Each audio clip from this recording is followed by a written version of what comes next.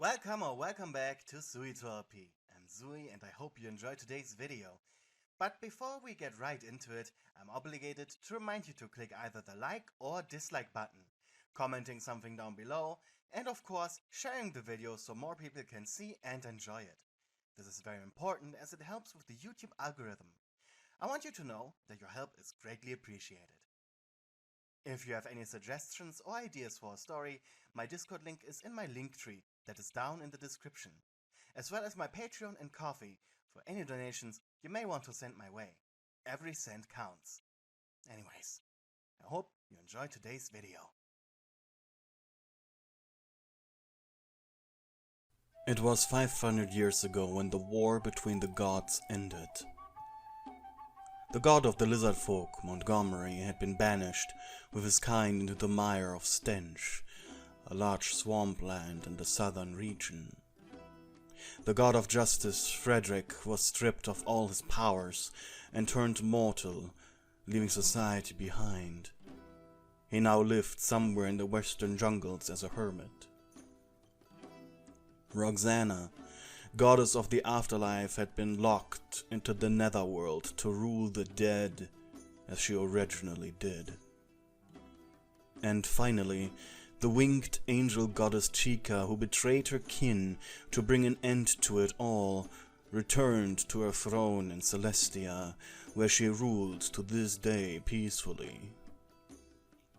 This left humans and the other races with the two gods of humanity, Lunar and Solar.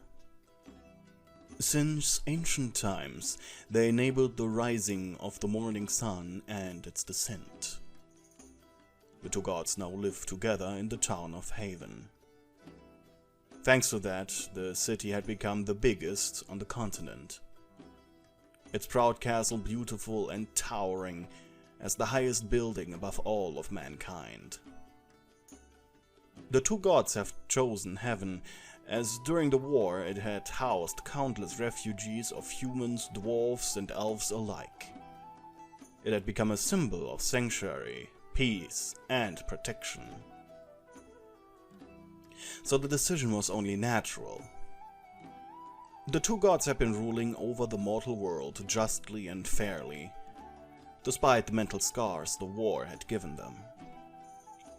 Solar was jolly and childish as ever, while Lunar was serious and disciplined. Both of them, however, had a strong sense of justice, and took rules and orders they had given quite serious. You were one of the many maids working in the castle. A newly hired one at that. You had only been working for a few months here, and were still getting used to the winding labyrinth of hallways and rooms the inner castle was. You were bursting with pride when you had been chosen to work here. It was quite the upgrade from your poor village. The servant quarters were located in a building in front of the castle's cathedral. The sun god took faith very serious and demanded that the servants, especially the lower ones, such as yourself, always had quick access to it. Your quarters were separated by men and women, with a shared common room.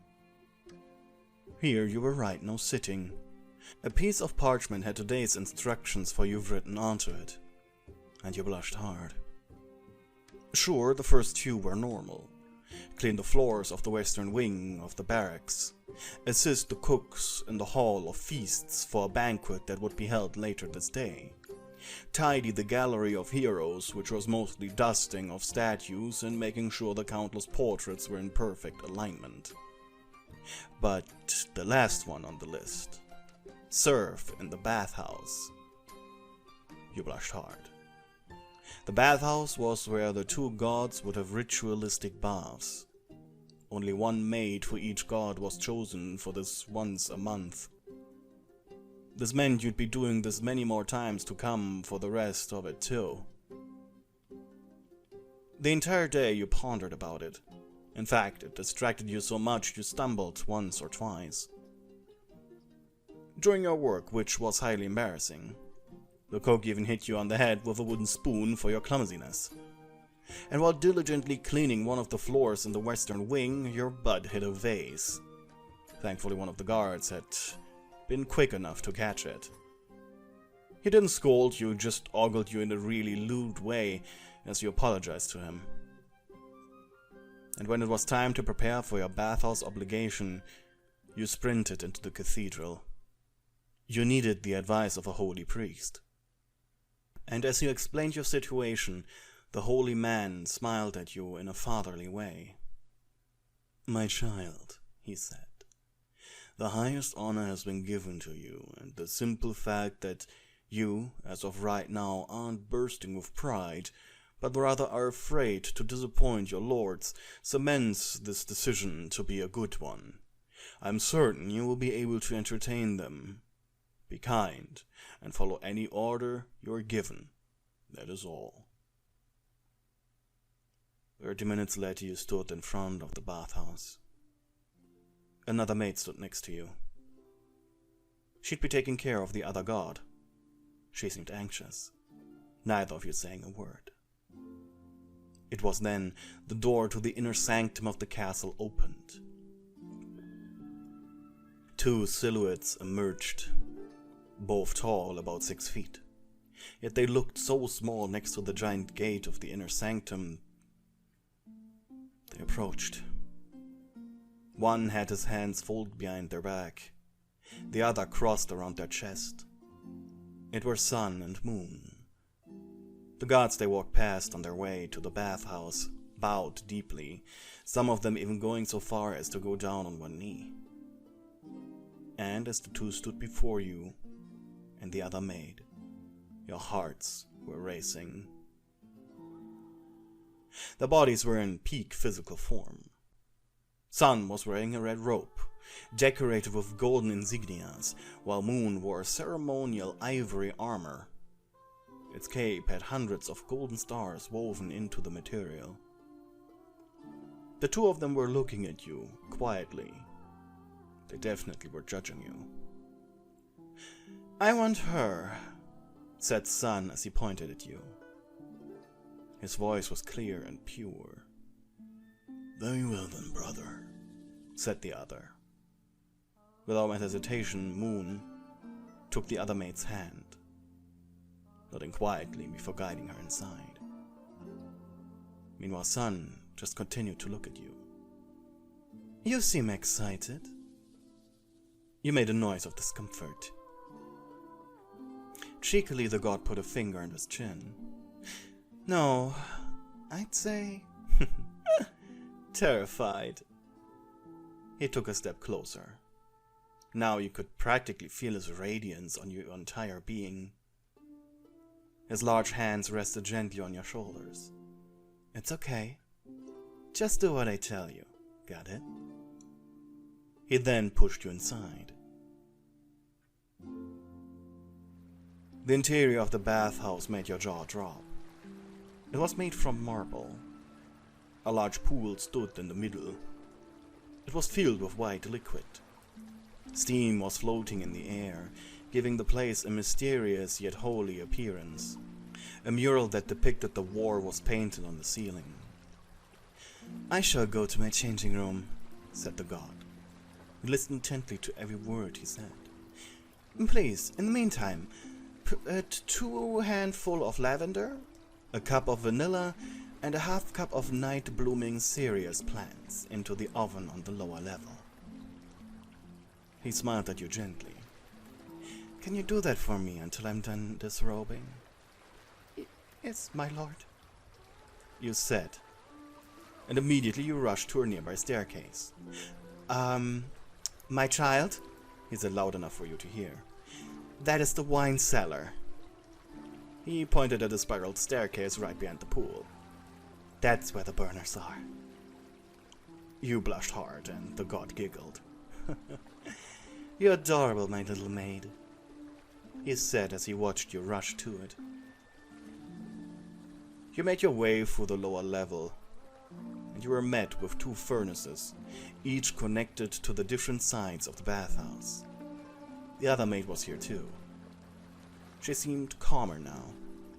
"Hey," you said. She smiled at you. And what are you getting for Solar? 2 handsful of lavender, a cup of vanilla, and a half cup of night-blooming cereus plants. The other maid's eyes moved up. Luna wants pine oil and fir oil with just a dash of cinnamon. Behind the two of you was a large alchemy shelf, with hundreds, no, thousands of wonderfully smelling spices and herbs. It was difficult to find what you were looking for, and by the time your coworker was done, you had only found the lavender and the vanilla. You just couldn't find the night bloom. It took you so long that eventually you heard the patter of feet come down from your side of the staircase. Your eyes widened as Sun approached you.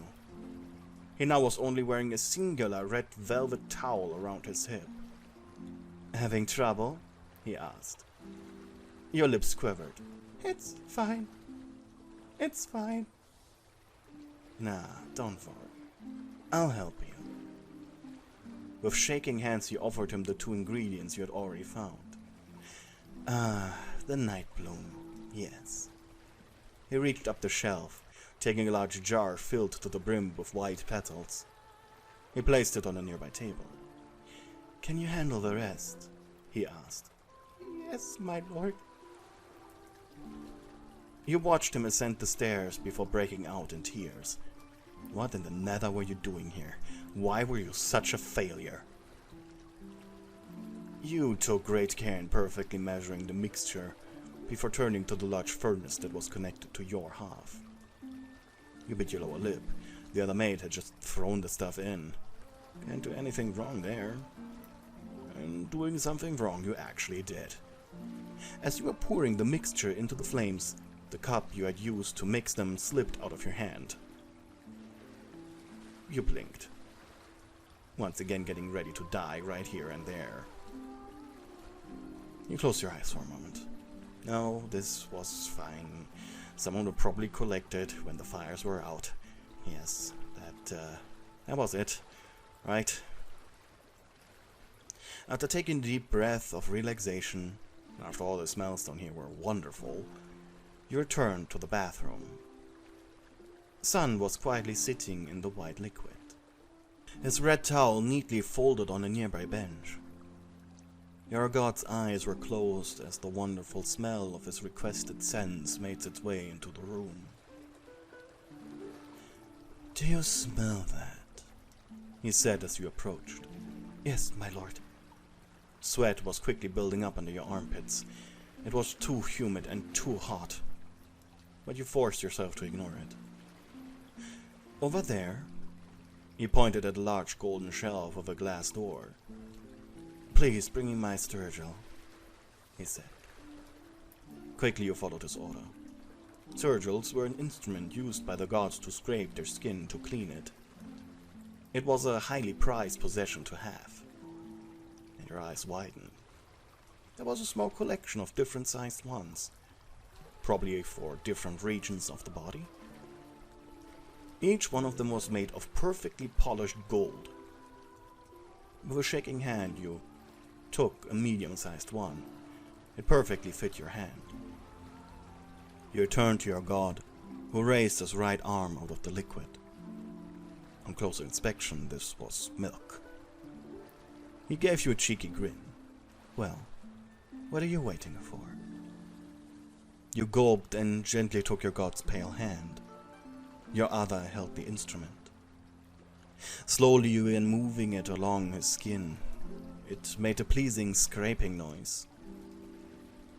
You continued doing so for his other arm too. And as you were switching tools to a slightly bigger one for his legs, Sun was inspecting your work. Pleased, he hummed. His skin felt nice and soft. But then you looked at him a little dumbfounded. "Excuse me, my lord, but how am I supposed to?" He answered your question before you could finish it, by standing up, setting his right foot on the outside. With a heavy blush, you proceeded to scrape his legs. Your mind raced and your heart felt like it was about to burst. Sun, meanwhile, rubbed his chin with a coy smile. You were really cute, and he took a liking to you almost immediately. The way you focused almost cartoonishly on just his legs in an attempt to not even glance at his exposed manhood. And soon you were done with that too. And you once again drifted back into the bath. With shivering legs, you now stood back, pressed against the wall, hands folded above your hip. The air was starting to seep into your brain, making you a little drowsy. Your clothes by now wet from steam and sweat, almost forgotten. May I tell you a story? Said Sun suddenly. You blushed. I'm all ears, my lord. There was a time where Lunar and I were in a huge quarrel. It was about 1,000 years before the war.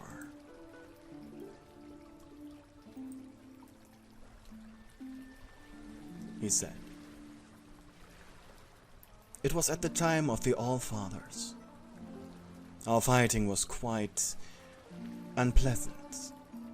He was jealous. He hated how mankind praised the day and feared the night. Understandable. Creatures such as vampires and ghouls are known to only be able to roam freely during it. And he didn't understand the value his night placed upon the world, with restful sleep and other pleasures. So, in an attempt to quander it, the All-Father fused us together. Your eyes widened. You didn't know that. Inside of a single body, we were meant to understand the value of our brotherhood and what we were doing. Took us 900 years to understand each other. He chuckled. I taught him patience. Of course, I was too much of a trickster. And from him, I learned composure. But I admit, a slight blush decorated his face. I still feel like breaking out into song and painting pictures every once in a while. You bit your lower lip, but then blurted out, It's okay, it's only human. He gave you a look and you shuddered. Human, you say? If you enjoy things such as painting and singing, I think it is wrong of your brother to take that away from you. Sun chuckled. Ah, I see. Well, he hasn't taken it fully. I do still enjoy it. It's just much less. He said that with so much sorrow. Were you seriously about to give a god your perspective on this? With all due respect, my lord, you are an all-powerful immortal being. I think you should be able to do things you enjoy, doing whenever you like, or at least when there are no pressing matters at hand, such as war or famine or civil unrest. You shrugged and he raised an eyebrow. I see, he said. And what if I was your servant right now, and you were the all-powerful being? What would you do right now? You blushed hard and looked at the ground. I'd rather not say. Your face was flushed in a dark red, as countless lewd possibilities and ideas entered your brain. Maybe it was good someone like you wasn't all-powerful. You definitely live in the highest decadence.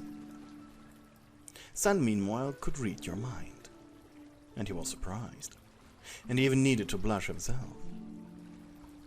Deep in thought, Solar scratched his forehead. Out of your racing mind, a single thought did emerge.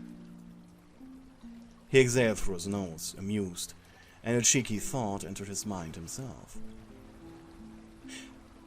My dear maid, he said suddenly, and you shuddered. Yes? Would you mind touching my bath? I am unsure whether or not it's warm enough, he commanded. With shaking legs you approached the pool. Going down on one knee, you submerged your hand in the milk.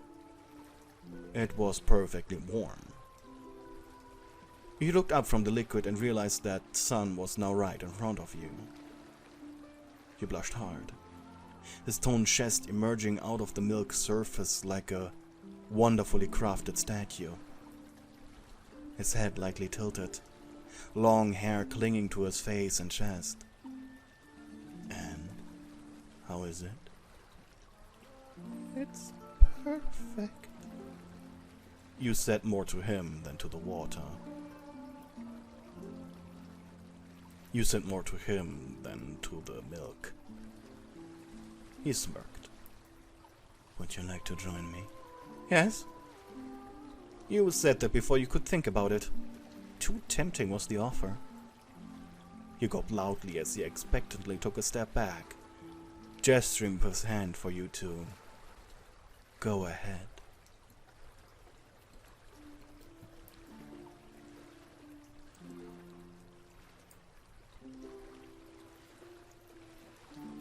Two hours later you left the bath.